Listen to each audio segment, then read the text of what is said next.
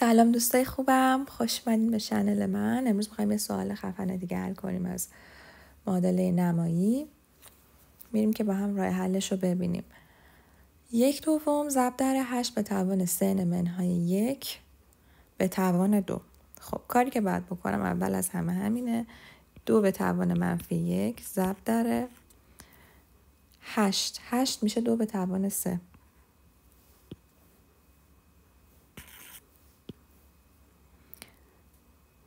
دو به توان منفی 1 ضرب در 2 به توان 3 در 3n منهای 1 کلش به توان 2 میشه 2 به توان منفی 1 ضرب در 2 به توان 3 در 3n منهای 1 میشه 9n منهای 3.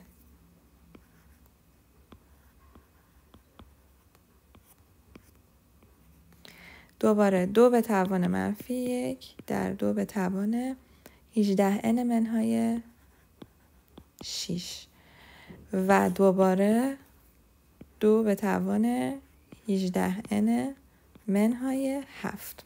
این از این. میریم اون ور تساوی.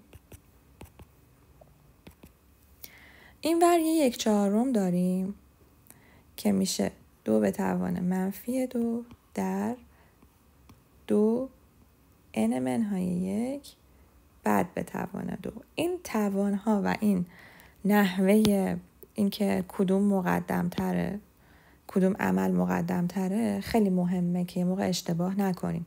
اول باید داخل پرانتز رو حساب کنیم، بعد به توان 2 برسونیم. میشه 2 به توان n منهای 3 به توان 2 میشه 2 به توان 2n منهای 6. این دیگه میشه 1.